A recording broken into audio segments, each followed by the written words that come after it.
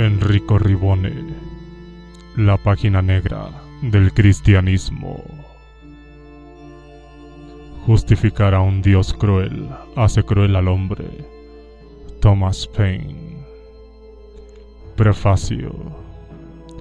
Hace unos 2000 años nacía en Galilea el fundador de una secta que acabaría crucificado 30 años más tarde.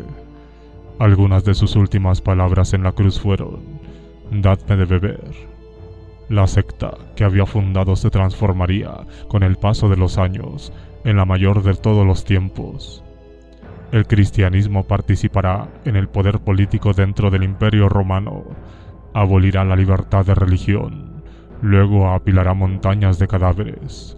Sus miembros masacrarán a millones de infieles, herejes, hechiceras, etc. Después se matarán entre ellos mismos, llevando a los pueblos europeos a las guerras más feroces que se conocen. Un pasado como este podría incitar la modestia, pero los cristianos reivindican, por el contrario, el monopolio de la ética. Proclaman su adoración al Dios único y verdadero, afirman que Dios es amor y se consideran mejores que el resto de la humanidad. Aunque es la única ideología que puede compartir con el stalinismo y el nazismo, el podio dedicado a las ideologías más mortíferas de la historia humana. Sin embargo, el cristianismo se mantiene como ideología dominante en muchos países occidentales. Por ejemplo, en los Estados Unidos, el gendarme del mundo. Hora es ya de abrir el libro negro del cristianismo. 2000 años de terror, de persecuciones y represión, que resumen algunas de las peores atrocidades cometidas en nombre de una religión que se presenta como promotora del amor al prójimo. Año 1 de la era cristiana. Los dioses se habían ido, pero Dios todavía no estaba. El Imperio Romano garantizaba la libertad de culto. El ateísmo y la razón dominaban. En esa época nace un personaje que, según afirman ciertos judíos, perdió el juicio porque leyó la Torá cuando era demasiado joven. Fundó una secta que quería prohibir el culto a todos los dioses que no fueran el suyo. Este personaje fue finalmente muerto en la cruz, pero su secta se expandió con el éxito que es sabido. El culto a la personalidad del fundador de dicha secta adquirió, entre los cristianos, un nivel que ni siquiera el stalinismo conseguiría igualar. El fundador fue proclamado verdadero hombre y verdadero Dios, Deus Homen, en el lenguaje común. Quienes dudasen de ello eran proclamados inmediatamente herejes, y en tiempos posteriores habrían de caer sobre ellos los rayos de la Inquisición. A partir del siglo IV de nuestra era comenzó el asesinato de los no creyentes por parte de los cristianos. Año 50 al 70. Crece la secta cristiana. Textos griegos, evangelios, escritos por miembros de la secta fuera de Palestina, relatan la vida del fundador, nacido de una virgen, que se mantendrá virgen aunque tenga varios hijos más. Él sanaba enfermos, aunque también maldijo una higuera que se secó inmediatamente y precipitó en un lago a centenares de puercos que no le pertenecían. Tal personaje que se deja crucificar es adorado como encarnación del Dios único. El hecho de que, según los evangelios canónicos, sus últimas palabras sobre la cruz hubieran sido "Dadme de beber", no parece perturbar a los adeptos de la secta que se expandió por todo el imperio. La intolerancia religiosa de los cristianos, que pretendieron abiertamente desde el comienzo imponer la prohibición al culto de los restantes dioses excepto el suyo, que es el único Dios, atrajo la atención de la justicia romana, que defendía la libertad de cultos como uno de los pilares de aquella sociedad compleja y multicultural del Imperio Romano en los primeros siglos de nuestra era. La propaganda cristiana invierte hábilmente la situación. Los condenados por la justicia romana son declarados mártires y sus restos venerados en las iglesias, inventándose la leyenda de que habían sido ejecutados por no haber renegado de su fe. Disculpa mucho mejor que de decir la verdad desnuda, a saber, que fueron condenados por desorden e intolerancia religiosa en una sociedad multicultural. Año 312. Toma del poder por los cristianos. Tras una guerra civil, Constantino toma el poder. Poco después se convierte oficialmente al cristianismo y autoriza, por el Edicto de Milán, el culto al Dios único cristiano. Es el inicio de la persecución religiosa en Europa. Poco a poco, el culto de los otros dioses, excepto el Dios cristiano, va siendo prohibido. Los santuarios clásicos serán destruidos o transformados en iglesias cristianas. A finales del siglo IV ya no había ningún templo pagano en toda la cuenca mediterránea. Año 380. El emperador Teodosio proclama oficialmente al cristianismo como única religión de Estado, aunque todavía será necesario esperar más de 12 años para que los restantes cultos sean definitivamente prohibidos. Año 389. Teófilo, hoy San Teófilo, es nombrado patriarca de Alejandría e inicia inmediatamente una violenta campaña de destrucción de todos los templos y santuarios no cristianos. Tiene al respecto el apoyo del piadoso emperador Teodosio.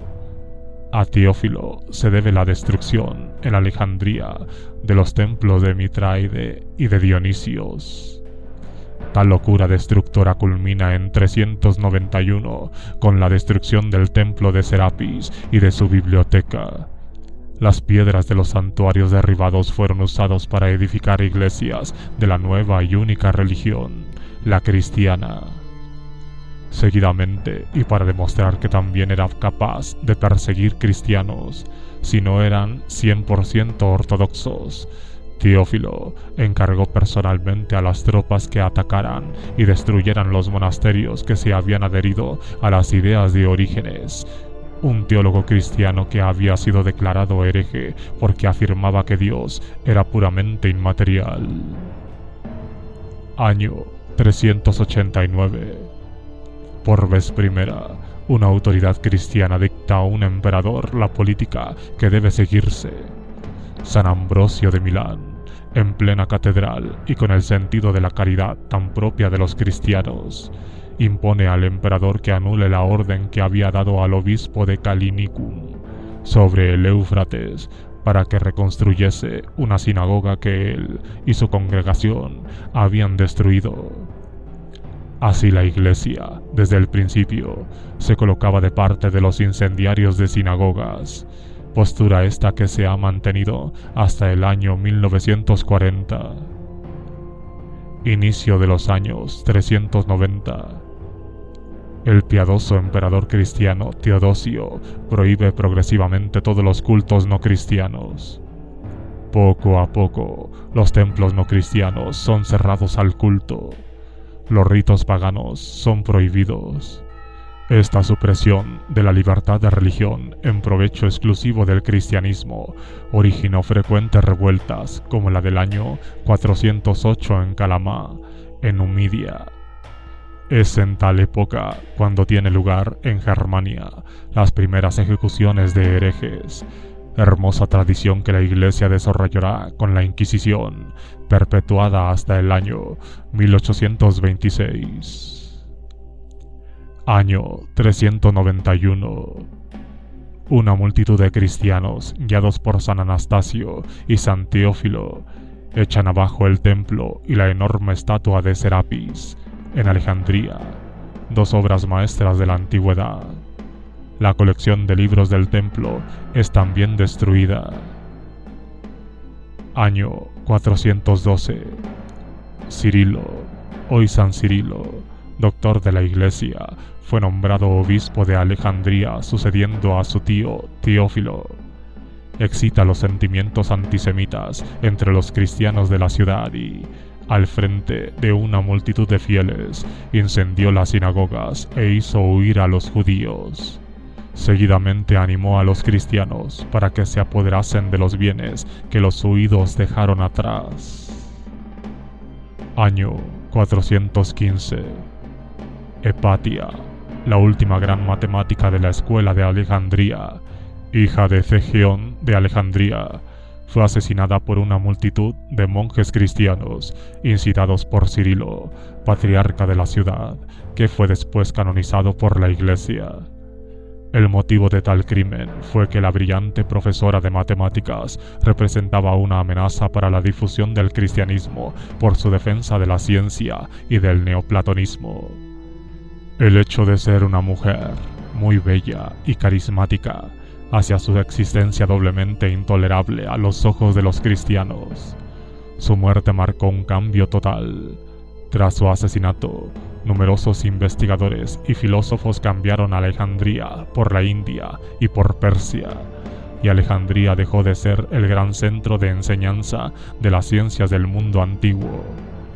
Más aún, la ciencia retrocederá en el occidente y no adquirirá de nuevo un nivel comparable al de la Alejandría antigua hasta comienzos de la Revolución Industrial. Los trabajos de la escuela de Alejandría sobre matemáticas, física y astronomía fueron preservados parcialmente por los árabes, persas, indios e incluso chinos. El occidente cristiano, por el contrario, se hundió en un oscurantismo del que no comenzaría a salir hasta un milenio después. En reconocimiento a sus méritos como perseguidor de la comunidad científica y la judía de Alejandría, Cirilo fue canonizado y promovido a doctor de la Iglesia en 1882. Año 804. El emperador cristiano Carlomagno convierte al cristianismo a gran número de sajones, proponiéndoles la siguiente alternativa: o hacerse cristianos o ser decapitados. Varios millones de cabezas cayeron con la bendición de la Iglesia. Siglo V al XV.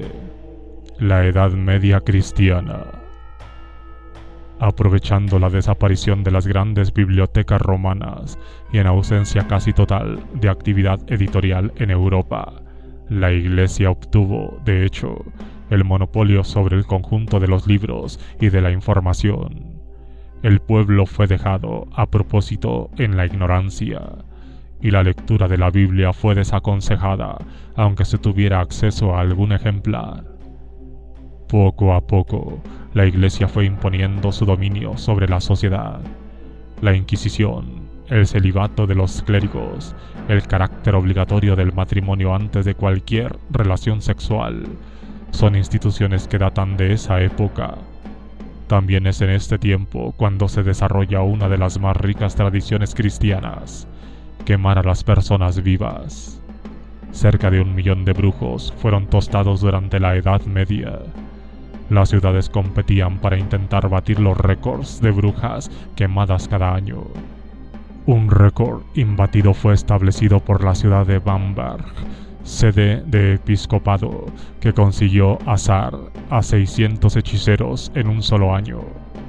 Un gran número de miembros de la Iglesia actual todavía lamentan el fin de aquella época, cuando la Iglesia dominaba totalmente la vida social.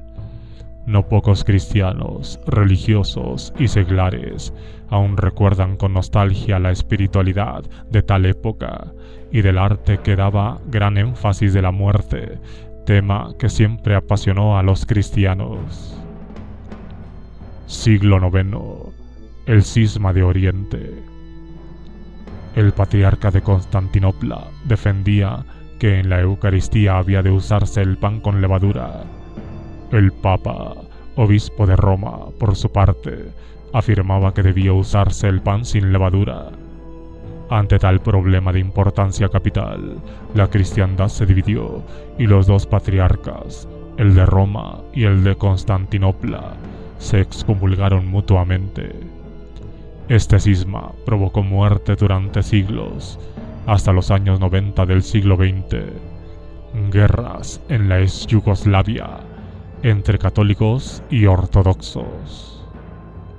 Año 1182. Los pogroms latinos de Constantinopla. En la ciudad del piadoso patriarca que comía pan con levadura se estableció, desde comienzos del siglo XII, una colonia de mercaderes latinos, principalmente procedentes de Venecia, Génova, Pisa y Amalfi. Tales individuos lo tenían todo para desagradar a los prelados ortodoxos, además de utilizar el pan sin levadura para la Eucaristía. Hacían la señal de la cruz en sentido incorrecto, de izquierda a derecha, en lugar de hacerlo de derecha a izquierda.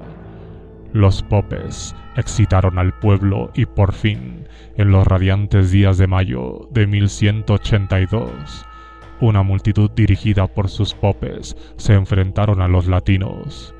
Varios miles de estos, hombres, mujeres y niños, son asesinados. Siglo XI y XII. Ante el crecimiento demográfico de la población europea, la Iglesia propuso un método de control natural: las cruzadas. La llamada a las cruzadas fue lanzada en 1095.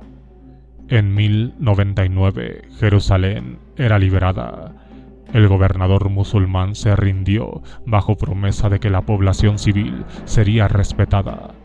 Tras entrar los cruzados en la ciudad, claro está, la totalidad de la población, constituida principalmente de judíos y musulmanes, fue pasada por las armas en las horas siguientes, no sin antes haber violado a todas las mujeres y decapitado a las criaturas.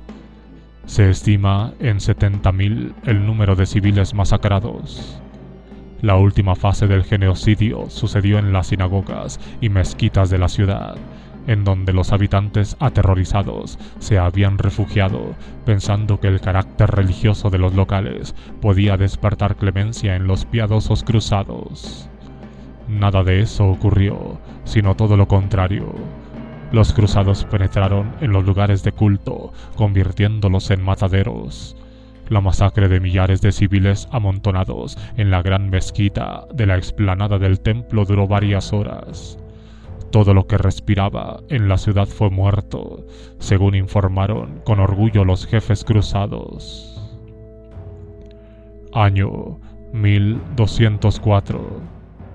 La Cuarta Cruzada se detuvo en Constantinopla, que era en aquella época la mayor ciudad cristiana.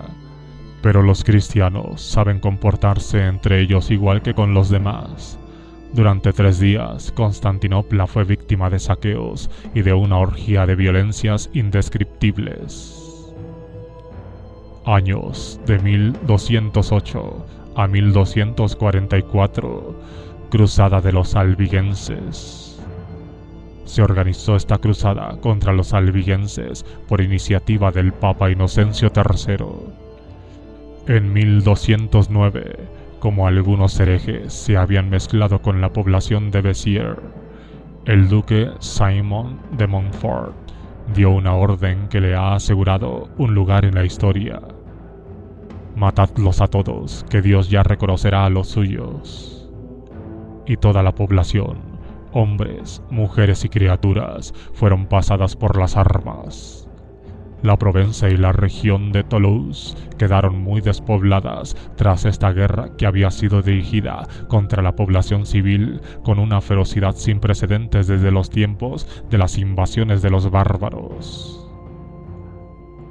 Años 1226 a 1270. Luis IX, rey de Francia. Por fin, un católico de reputación piadosa e íntegra accedió a la corona de Francia. La Iglesia lo canonizó en 1290 en reconocimiento a sus méritos que, sin duda, fueron excepcionales.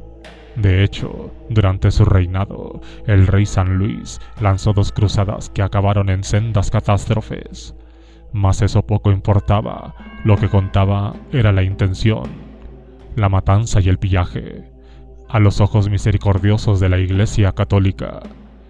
Y dentro de su reino, San Luis promovió que la justicia castigara de modo sistemático a los blasfemadores, atravesando sus lenguas con hierros al rojo vivo.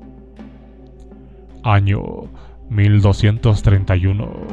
Creación de la Inquisición. El Santo Oficio, durante toda su historia, quemó a más de 1 millón de personas, esencialmente herejes, judíos y musulmanes convertidos, así como a los hechiceros. La última bruja fue quemada en 1788. El último hereje lo fue a su vez en 1826. La Inquisición y sus imitadores protestantes quemaban también a médicos y científicos en cuanto surgía una oportunidad. La Iglesia jamás se ha arrepentido de estos crímenes inquisitoriales, garantizando la continuidad histórica de la Inquisición hasta nuestros días, limitándose tan solo a cambiar el nombre. Sería necesario esperar a que Pío X, en 1906, hiciera que el Santo Oficio de la Inquisición se denominara solo Santo Oficio, y en 1965 volvió a ser rebautizado con el nombre de Congregación para la Doctrina de la Fe. Por fin, en 1997, el Papa abrió los archivos secretos del Santo Oficio y ciertos historiadores escogidos a dedo reciben autorización para investigar en ellos. Los cálculos sobre el número total de víctimas de la Inquisición se han podido así revisar, pudiéndose afirmar hoy que alrededor de 1 millón de personas fueron ejecutadas, a lo que han de añadirse las innumerables personas torturadas, así como la consiguiente requisa de todos los bienes que poseían. Año 1251. El Papa Inocencio IV autorizó a la Inquisición para la práctica de la tortura. La obtención de confesión de culpabilidad era así muy facilitada.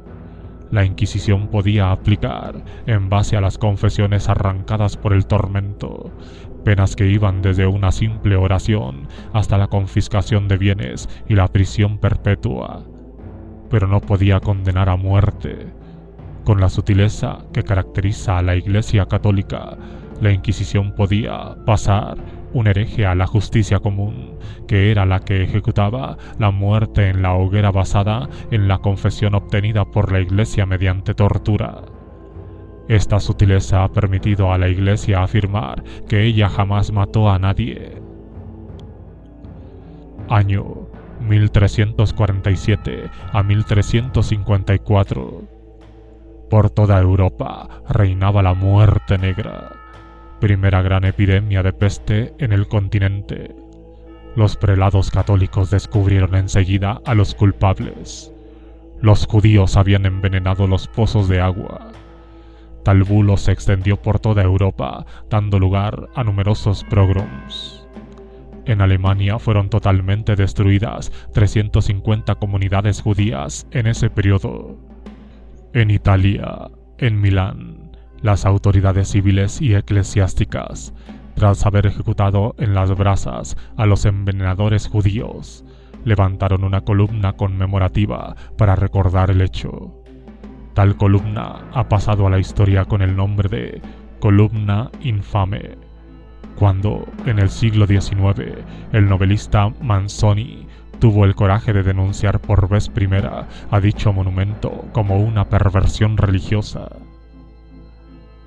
Año 1483. Tomás de Torquemada fue nombrado Gran Inquisidor de Castilla. Ese monje dominico hizo un amplio uso de la tortura y de la confiscación de los bienes de las víctimas. Se estima en unos 20.000 el número de personas enviadas a la hoguera durante su mandato. Año 1487. Dos monjes dominicos alemanes, Jakob Sprenger y Heinrich Institoris, publicaron el Malleus Maleficarum. Se trata de un espeso volumen de 400 páginas que sirve como guía aprobada por la jerarquía católica para la caza de brujas. En él se aprende a identificarlas. Por ejemplo, si una mujer acaricia a un gato negro y cerca de allí alguien empieza a sentirse mal, a torturarlas para hacerlas confesar y a la forma en que los inquisidores pueden absolverse mutuamente después de una sesión de tortura. El texto citado afirma también que negar la existencia de la brujería es una herejía muy grave que puede conllevar muerte en la hoguera. Durante 2 siglos y medio, tras la publicación del Malleus Maleficarum en Alemania, negar la hechicería podía llevar a las brasas. Este manual fue un verdadero bestseller. Año 1492.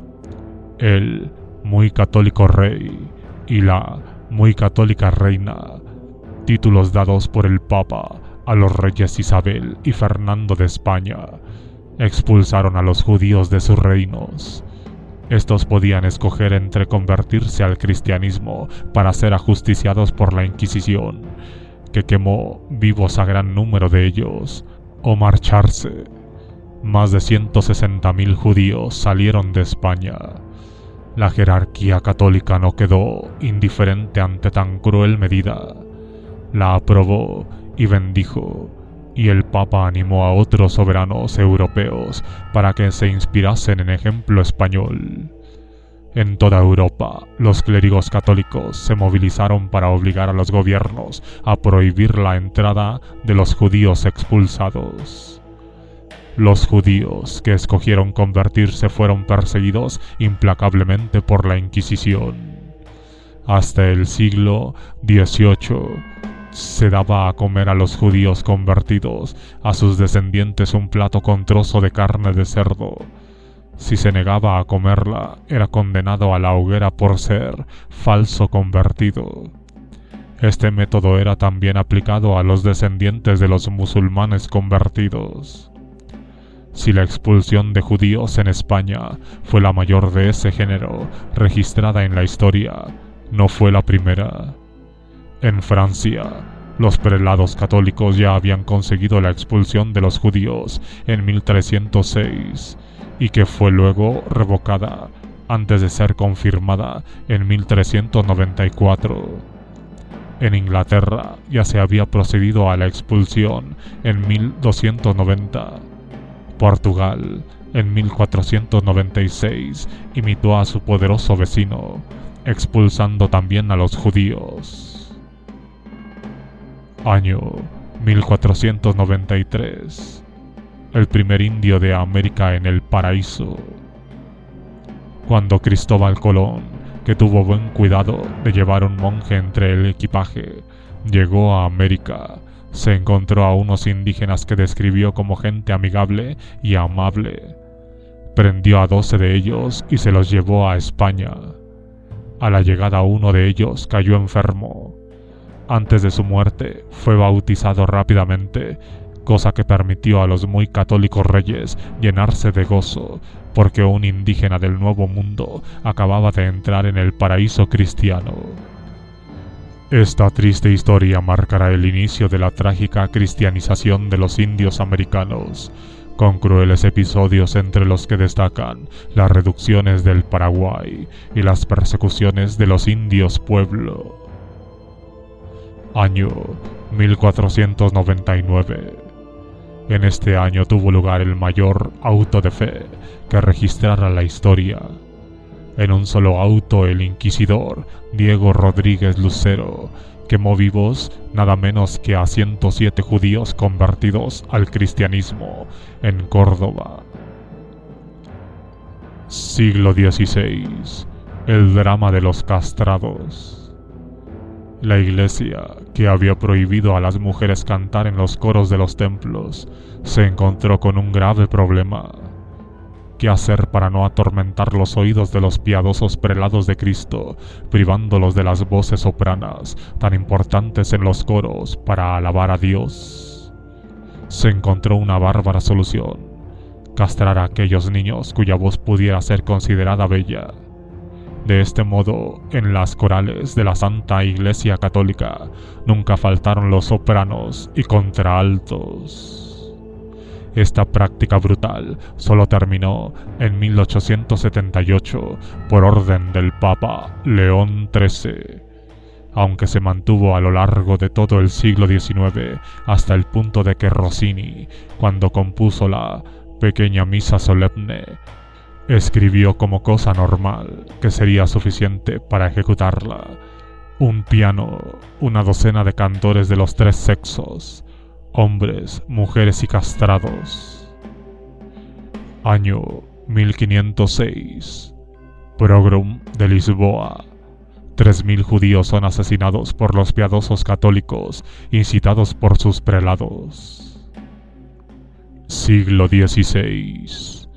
Julio de la Rovere, Papa.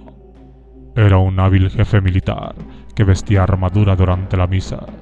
Cuando un monje insolente le dijo que tal traje no era conveniente, respondió: cuando se trata de conquistar tierras, a Dios no le preocupa el traje, sino la fe de su servidor. Con ella pasó a la historia. Dios le concedió, de hecho, conquistar la ciudad de Bolonia, que fue, como debía, sometida al saqueo. Año 1591. Inspirado por el Espíritu Santo, que aparentemente no tenía otra cosa que hacer, un monje alemán, Martín Lutero, tradujo del latín el Nuevo Testamento en algunas semanas. Tentado por el diablo, Lutero no encontró mejor cosa que hacer que lanzar sobre aquel demonio un tintero que ensució la pared. Dicha mancha se conserva preservada religiosamente para los turistas en el castillo de Wartburg. Este acontecimiento podría parecer insignificante, pero no lo es. Con él se inaugura el mayor cisma de la cristiandad. Durante los siglos siguientes, los cristianos se masacraron mutuamente con mayor entusiasmo que cuando se dedicaban a matar y quemar a los no cristianos, herejes, brujas, judíos, musulmanes, etc. Lutero escribió y dijo en diversas ocasiones que era necesario quemar las sinagogas y eliminar a los judíos de las ciudades. Se sitúa así dentro de la misma tradición de la Iglesia Católica, que fue mantenida hasta el siglo XIX por la Inquisición y posteriormente en el siglo XX por los fascistas seguidores de Mussolini. Año 1527. El saqueo de Roma. Los soldados protestantes masacraron la población de Roma, unas 40.000 almas, sometiendo la ciudad al pillaje. El Papa fue puesto a salvo por los guardias suizos. Se encerró con ellos en el castillo de San Angelo, mientras se producía la masacre. Pasó mucho miedo, pero los suizos se ganaron una fama profesional que se perpetúa hasta hoy. Año 1553. Calvino, que había condenado los excesos de la Iglesia Católica, hizo decapitar al médico Miguel Servet, que había descubierto la circulación de la sangre. Este fue tan solo uno de los 15 herejes que el reformador hizo ejecutar durante su dictadura sobre Ginebra. Calvino tuvo un papel muy activo en la prisión tras la condena a muerte de Miguel Servet. Primero intercambió correspondencia con el español y cuando el médico, huyendo de la Inquisición, llegó a Ginebra, lo mandó prender. Calvino había dicho a su amigo, el reformador Farel, que si Servet entraba en Ginebra no saldría vivo.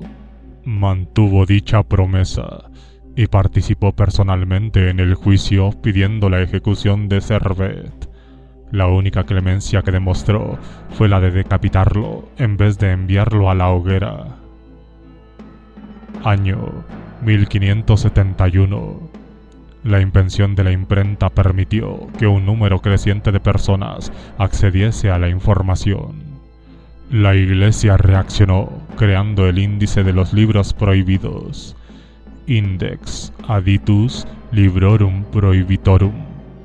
Dicha institución censora publicaba con regularidad la lista de libros cuya lectura quedaba prohibida. La última edición de este índice fue publicada en 1961.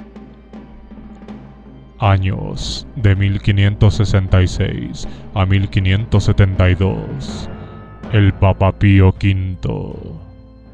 Este santo varón de la Iglesia Católica se vanagloriaba públicamente en diversas ocasiones de que, durante su época de inquisidor, había prendido fuego con sus propias manos a más de 100 hogueras para exterminar a los herejes que él mismo había acusado y contribuido a condenar.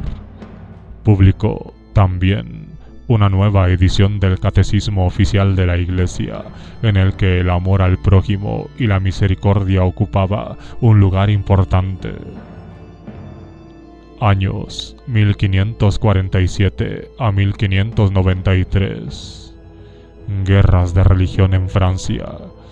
Las sectas cristianas se entregan a una guerra civil sin piedad, interrumpida por diversas paces y treguas temporales. Durante una de ellas tuvo lugar la masacre de 200.000 protestantes, hombres, mujeres y niños, y en una sola noche tristemente célebre, la noche de San Bartolomé, 1572. Fin del siglo XVI hasta comienzos del siglo XVIII. Conversión forzada de los indios pueblo. Subiendo por la costa del Golfo de México, los exploradores españoles, acompañados siempre por monjes y curas, entraron en contacto con la tribu de los pueblos, en el territorio que actualmente pertenece al estado norteamericano de Nuevo México. A diferencia de los indios nómadas de las llanuras del norte y de otros indígenas más combativos que los españoles habían encontrado en otros lugares, los indios pueblo vivían en aldeas, pueblos, de casas de adobes con 2 o 3 pisos, gentes pacíficas que practicaban la agricultura. En su religión adoraban al Padre del Cielo y a la Tierra Madre. Temían a los demonios skinwalkers que habitaban en lo alto de las montañas o bajo tierra, y veneraban a los cuervos como reencarnación de sus antepasados. Las ceremonias se celebraban en pequeñas iglesias familiares, las kivas. Estos pacíficos agricultores se hicieron objeto de interés para los impacientes clérigos españoles, deseosos de sustituir los cultos al Padre del Cielo y a la Madre de la Tierra por el propio, consistente en beberse la sangre de Dios durante la misa. Los hechiceros indios fueron acusados de brujería y ejecutados. Las kivas fueron destruidas por los militares españoles. Los cultos religiosos tradicionales fueron prohibidos bajo pena de mutilación. Aquellos indios que eran sorprendidos celebrando una ceremonia tradicional, se les cortaba un brazo o una pierna. A pesar de todo ello, algunos indígenas continuaron practicando sus cultos en secreto por la noche. Los frailes católicos utilizaban ese hecho en sus sermones, que todavía hoy los indios citan con amargura. Los curas les decían que la religión de los indios era tenebrosa, porque se practicaban siempre de noche, mientras que el cristianismo era la religión de luz, ya que en pleno día se come la carne y se bebe la sangre del verdadero Dios cristiano. Hubo diversas revueltas sangrientas oponiéndose a la cristianización de los pueblos. Tal persecución religiosa no cesó hasta después de la anexión del territorio por los Estados Unidos en 1847. Año 1600. Giordano Bruno fue quemado vivo en Roma tras ser condenado por herejía. Había osado definir el universo como infinito y admitido la hipotética existencia de formas de vida fuera de la Tierra. Esto era demasiado para la Iglesia. Tras 8 años de proceso, durante el cual le fueron arrancadas confesiones bajo tortura, fue condenado a muerte como hereje obstinado e impío. Se defendió intentando demostrar que sus ideas no estaban en contradicción con la doctrina cristiana, pero en vano. Fue quemado vivo en público en Roma, en el Campo dei Fiori. Tuvieron la precaución de cortarle la lengua antes de enviarlo al lugar de ejecución, para evitar todo riesgo de que sus palabras emocionasen a la multitud que iba a asistir al espectáculo. Su principal acusador, el cardenal Bellarmino, sería canonizado siglos después, en 1930, y proclamado doctor de la Iglesia. Es importante notar cómo, en el caso de Galileo, la Iglesia Católica ha manifestado su arrepentimiento no hace mucho, a finales del siglo XX, rehabilitándolo. Pero nunca, hasta la fecha, se ha arrepentido de la ejecución de Giordano Bruno. Por el contrario, se opuso vehementemente a la instalación de una estatua a Giordano Bruno en 1889, y tiempo después, en 1929, el Papa pidió a Mussolini que la destruyera, poco antes de canonizar y nombrar doctor de la Iglesia a Bellarmino, el acusador de Giordano. Año 1609. Expulsión de los moros de España. Tras la expulsión de los judíos, la Inquisición española se aburría un poco en ese hermoso país y decidió lanzarse a la caza de los moriscos, es decir, los árabes convertidos al cristianismo. Tenía la sospecha de que había falsos convertidos y debían ser ejecutados todos aquellos moriscos que rehusaran beber vino o comer carne de cerdo o que fueran demasiado limpios. Y es que, efectivamente, el islamismo prescribe lavatorios periódicos, así que la higiene nunca fue tan peligrosa como en la España del siglo XVI. En fin, en 1609, temiendo que tal vez se les había escapado algunos falsos convertidos, la Inquisición consiguió del rey la expulsión de los moriscos para el norte de África. El número de expulsados no se sabe con certeza. Las estimaciones varían entre 300.000 y 2 millones.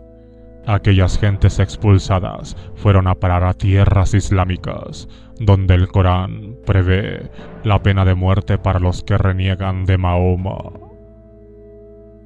Año 1633. Proceso de Galileo. Por haber cuestionado la teoría geocéntrica de Ptolomeo, que por cierto no fue cristiano, Galileo Galilei fue obligado a retractarse. Se le mostraron los instrumentos de tortura que serían usados si insistía en sus ideas. El proceso de Galileo fue reabierto para su revisión por el Papa Juan Pablo II, y Galileo rehabilitado en 1992. Sus obras fueron colocadas en el índice de libros prohibidos en 1616. Él pasó el resto de su vida confinado en su casa, prisión domiciliar. Fue su reputación internacional como científico la que le evitó consecuencias más graves. Años de 1618 a 1648. Guerra de los 30 años. Los muy católicos reyes de Habsburgo forzaron la conversión de sus súbditos protestantes de Bohemia, iniciando la mayor guerra ocurrida hasta entonces en Europa. La población alemana fue reducida a la mitad. Numerosas ciudades fueron devastadas. Epidemias de peste asolaron la Europa central. Se trataba verdaderamente de una guerra religiosa, aunque las iglesias hayan intentado hacer creer que era un conflicto político. La guerra empezó por conflictos religiosos y por la acción de reyes extranjeros como Gustavo II de Suecia, que intervinieron por razones de convicción religiosa. El caso de Gustavo es particularmente significativo, ya que obligaba a sus soldados a cantar himnos religiosas todas las noches, aunque estos fueran unos terribles saqueadores. El ejército sueco se ganó el título de Schutzken des Krieges por el pueblo alemán, que temía el pillaje de los suecos más que los que realizaban los ejércitos de los Habsburgos. Segunda mitad del siglo XVIII. Las reducciones del Paraguay. Este es un caso particularmente interesante en el que los católicos se masacraron y excomulgaron mutuamente. Los jesuitas habían establecido en el Paraguay un pequeño imperio particular hecho de reducciones, es decir, pequeñas aldeas fortificadas en la selva donde vivían los indios convertidos al cristianismo. Pero una corrección de las fronteras colocó a algunas de estas reducciones en territorio portugués. Entonces, Portugal, país católico y cristiano, mantenía la tradición de la esclavitud. Los portugueses decidieron robar a los jesuitas los indios para venderlos como esclavos. El Papa intervino en el conflicto, excomulgó a los jesuitas de las reducciones. A continuación, un ejército con cañones y espadas bendecidos por la Iglesia atacó las reducciones, masacró a los jesuitas y se apoderó de los indios para esclavitud. Un Te Deum solemne celebró la victoria como ella se merecía. Poco después, el Papa prohibió la orden de los jesuitas, culpados de ser muy inteligentes y racionales, pero sobre todo por no haber servido con lealtad a los Borbones, reyes de Francia y España, monarcas absolutos y grandes amigos de la Iglesia Católica. Año 1776. En pleno siglo de las luces, un joven de 19 años, el caballero de Barret, pasó a 20 pasos de una procesión sin quitarse el sombrero. Fue preso y torturado. Finalmente fue decapitado tras cortarle la lengua. Su cuerpo se colocó sobre la hoguera y quemado junto con un ejemplar del diccionario filosófico de Voltaire ante una entusiasmada multitud. Año 1788. En el cantón de Glaris, en Suiza, fue quemada la última bruja. Dicha ejecución de la Inquisición no fue sin embargo la última, ya que ella continuó quemando herejes hasta el año 1826. Año 1793. Kant, profesor de filosofía en Königsberg y estrella internacional de la filosofía moderna, tras la publicación de la Crítica de la Razón Pura, publicó La religión y los límites de la razón, donde coloca las doctrinas cristianas ante la prueba del raciocinio y del imperativo categórico. Esto era demasiado para los piadosos reyes de Prusia que, empujados por los prelados protestantes, intervienen y Kant es obligado a retractarse públicamente bajo pena de perder inmediatamente su puesto en la Universidad de Königsberg. Todo el profesorado universitario fue obligado a firmar, bajo pena de despido inmediato, un documento donde prometen no citar las enseñanzas de Kant en lo referente a la religión. Como en el caso de Galileo, la fama internacional de Kant lo salvó de consecuencias más severas. Kant entonces pensó en exiliarse, pero en aquel final del siglo había pocos cielos clementes para los pensadores que se atrevían a criticar algún aspecto de la ideología cristiana. Por tanto, hubo de acabar sus días en Königsberg.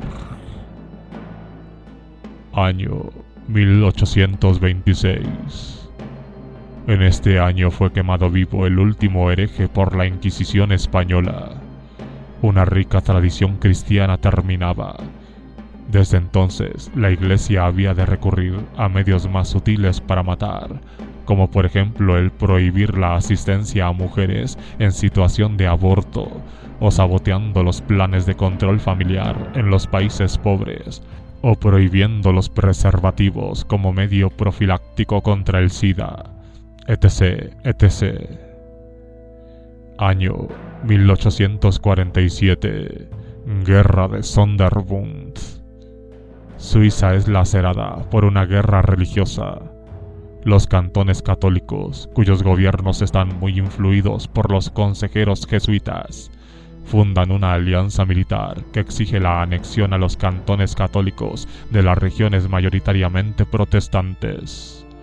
Llaman en su auxilio a los monarcas católicos de Austria y enseguidamente inician las hostilidades.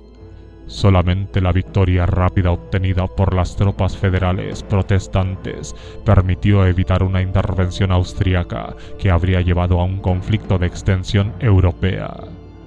Los protestantes, por su parte, iniciaron una feroz caza contra los católicos en los campos de Ginebra.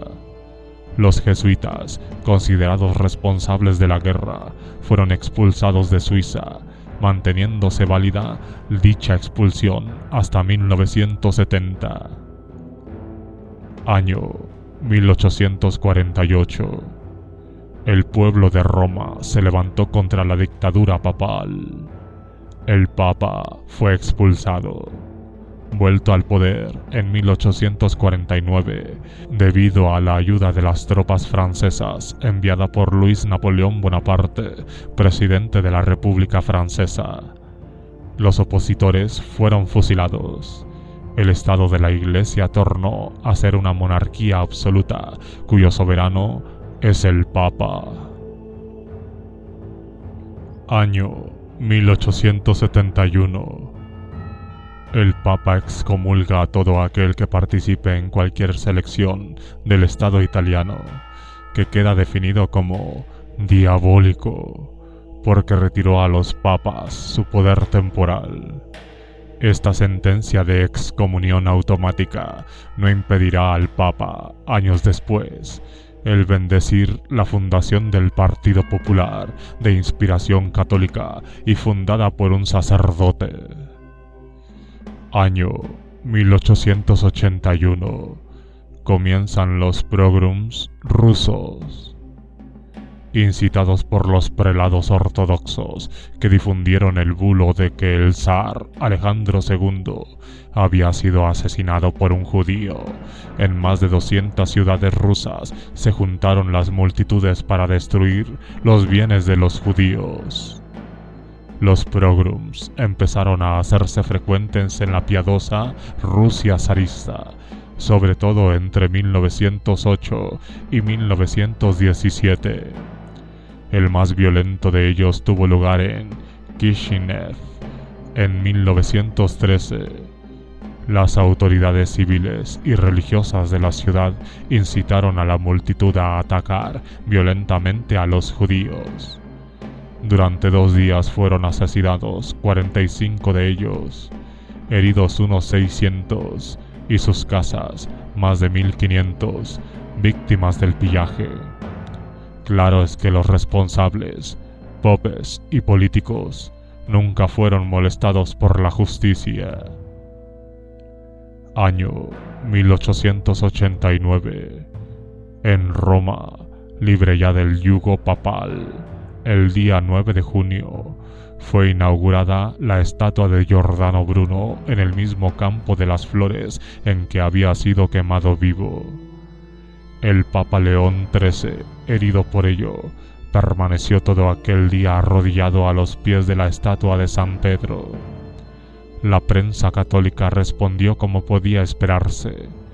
Habla de orgía satánica, describiendo la manifestación inaugural como el triunfo de la sinagoga, de los bandidos de la masonería, de los jefes del liberalismo demagógico y de la gran ignorancia y malignidad anticlerical. De 1918 a 1945, los años del compromiso. La Iglesia Católica apoya activamente el crecimiento de los totalitarismos en Europa. En Austria, su apoyo al austrofascismo es total. En Italia, firma con el régimen fascista un concordato que hace del catolicismo la religión de Estado. Los italianos pueden de nuevo votar sin ser por ello excomulgados. Si bien esto sirve de poco en un periodo de dictadura, la Iglesia sacrifica en gran parte sus propias asociaciones. Todas, excepto la Acción Católica, ha de integrarse en las organizaciones fascistas. El Vaticano promete a Mussolini que la Acción Católica no se dejará tentar por acciones antifascistas. En 1929, tras la firma del concordato llamado Patti Lateranensi, Mussolini es calificado por el Papa como el hombre de la providencia.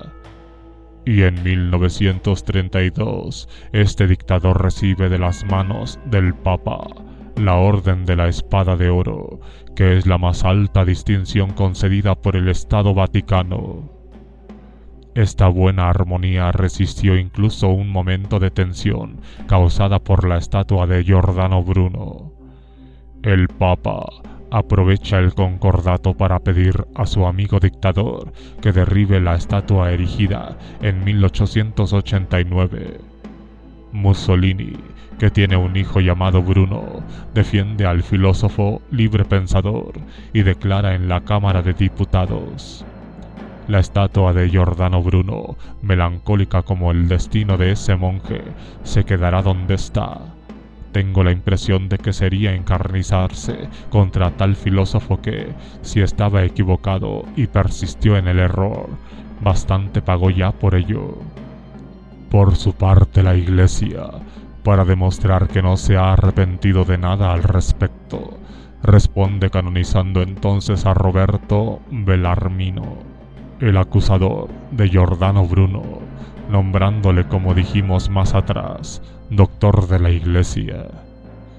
En Alemania, en enero de 1933, el Zentrum, partido católico cuyo líder era un prelado, Prelat Kaas, vota a favor de los plenos poderes para Hitler. Este último pudo, así, obtener la mayoría de 2/3 necesaria para suspender los derechos garantizados por la Constitución. Con piadosa caridad cristiana, el buen prelado cerró los ojos ante los discutibles procesos nazis, tales como la prisión de los diputados comunistas antes de la votación. Y después, la Iglesia comenzó a negociar un nuevo concordato con Alemania. En ese escenario, el 5 de julio de 1933, fue disuelto Zentrum, el único partido significativo que los nazis no habían prohibido, por solicitud de la jerarquía católica, dejando el camino libre para el partido único de Hitler. Hitler se había declarado católico en Mein Kampf, libro donde anunciaba su programa político. Además, afirmaba estar convencido de ser un instrumento de Dios. La Iglesia Católica nunca colocó en su índice el Mein Kampf. Puede acreditarse que el programa antisemita del futuro canciller no desagradaba a la Iglesia.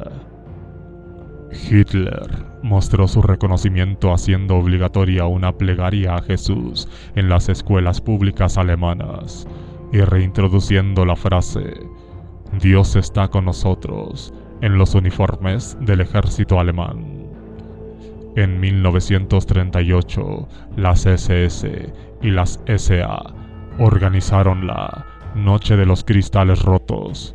Con trajes civiles, los milicianos nazis atacaron las sinagogas y lonjas pertenecientes a los judíos. La población alemana estaba aterrorizada. El obispo de Freiburg, Monseñor Gruber, declaró entonces, respondiendo a preguntas sobre las leyes racistas y pogroms de la Noche de Cristal: «No podemos prohibir a nadie el derecho a salvaguardar la pureza de su raza y a tomar las medidas necesarias a tal fin». En España, un general intenta un golpe de estado militar que aborta y degenera en guerra civil. La Iglesia apoya, Los sacerdotes y obispos bendicen los cañones de Franco, celebran con mucha pompa Te Deums por las victorias contra el legítimo gobierno republicano. La guerra hizo 1 millón de muertos y Franco fusiló a los prisioneros.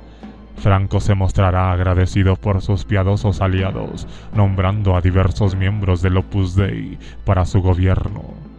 La influencia del Opus creció a lo largo de la dictadura franquista hasta el punto de llegar a ser más de la mitad de ministros miembros de tan venerable institución católica. En Francia, la Iglesia declara desde 1940 que Pétain es Francia. Ella prefiere el trabajo, familia, patria a la libertad, igualdad, fraternidad de la República que siempre rechazó. Durante la Segunda Guerra Mundial, el Vaticano era conocedor del exterminio de los judíos por los nazis. Se sabe ahora, después de aquellos acontecimientos, que el Papa diversas veces estuvo a punto de hacer un pronunciamiento público, pero que finalmente se abstuvo debido a su comunistofobia, y justificándose en que una victoria rusa sería peor. No obstante, su sensibilidad se conmovió y llegó a llorar en 1942 junto a las ruinas de Roma bombardeada por los aliados. También se olvidó de mencionar que su aliado político había solicitado a Hitler la honra de participar en los bombardeos sobre Londres. Claro que el Papa no habitaba en Londres. Año 1948. El Papa declara que todo aquel que vote a los comunistas o que ayude a ese partido de cualquier manera será automáticamente excomulgado. Dicha medida dividió a las familias, provocó exclusiones socialmente intolerables a muchos y obligó a la clandestinidad de numerosos comunistas en las zonas rurales. Los curas italianos se apresuraron a traducir tal decisión en hechos y pidieron a sus ovejas que diesen su voto al gran partido anticomunista, la Democracia Cristiana. Es conocido el enlodamiento de este partido en una corrupción generalizada que duró hasta los años 90. Año 1961.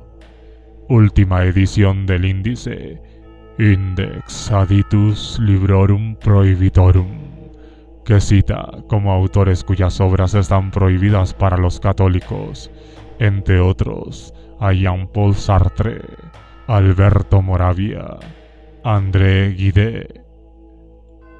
Año 1980. Tras un periodo de aparente liberalización, el Papa Juan Pablo II ocupa la cabeza de la mayor secta del mundo y reaviva las más terribles tradiciones eclesiásticas. Su condena de los preservativos como modo de lucha contra el SIDA provoca un gran número de muertos difícil de estimar. Practica una política activa de sabotaje a las medidas de control de natalidad en el tercer mundo.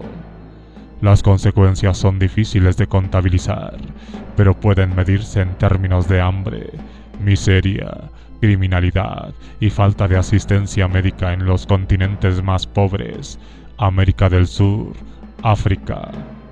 En su casa de herejes, el Papa suspende a divinis a 2 teólogos alemanes que habían osado dudar de la infalibilidad papal, y a otro por discutir la Inmaculada Concepción de María.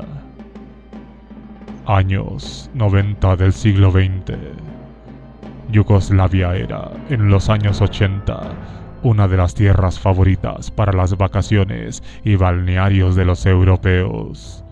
La publicidad yugoslava de aquella época vendía el carácter multiétnico y multirreligioso del país como un argumento turístico, y se podía ver en Mostar y otras bellas ciudades las mezquitas y las iglesias lado a lado. Mas el país se enzarzó en una serie de guerras civiles explicadas como guerras étnicas, cuando en verdad se trataba de guerras religiosas. El caso de la guerra de Croacia es el más claro. Serbios y croatas tienen el mismo origen étnico y hasta la misma lengua, el serbo-croata. Pero lo que separa a los croatas de los serbios es la religión. Los croatas fueron cristianizados por Roma y son católicos. Los serbios fueron cristianizados por los bizantinos y son ortodoxos. Cuando Milošević empezó a agitar el espectro de la Gran Serbia, Croacia declaró su independencia. Inmediatamente el Vaticano y la República Federal Alemana, cuyo canciller se declaraba católico convicto, reconocieron a la católica Croacia como Estado independiente. El Vaticano movió sus influencias por todo el mundo para que los países reconocieran el nuevo Estado católico. El Papa multiplicó las llamadas, los ruegos y las misas por la independencia de Croacia. Durante ese tiempo, el dictador croata, antiguo oficial superior del régimen comunista y también católico practicante, despidió a todos los funcionarios ortodoxos, que eran serbios, claro. Luego escogió como bandera nacional la antigua insignia de los Ustašis, pronazis, que entre 1940 y 1944 habían practicado un genocidio de cerca de 600.000 serbios. Tras la cruel guerra entre serbios y croatas, el Papa beatificó al cardenal Stepinac, que había calificado a Palević, el dictador Ustaši, durante la ocupación alemana del país, como regalo de Dios para Croacia, apoyándole activamente. La guerra de Yugoslavia continuó después en Bosnia, donde los miembros de los tres grupos religiosos, ortodoxos, musulmanes y católicos, se enfrentaron en una serie de combates triangulares, siendo la población civil la principal víctima. Luego la guerra pasó a Kosovo, provincia agrícola sin intereses estratégicos, y todos sabemos lo que allí pasó. Las guerras de Yugoslavia son un caso emblemático de la intolerancia catastrófica típica de las religiones rebeladas. Las comunidades religiosas se enfrentan en nombre de creencias que recibieron por casualidad de siglos atrás, durante la expansión de los diversos imperios, romano, bizantino y otomano, durante la Edad Media.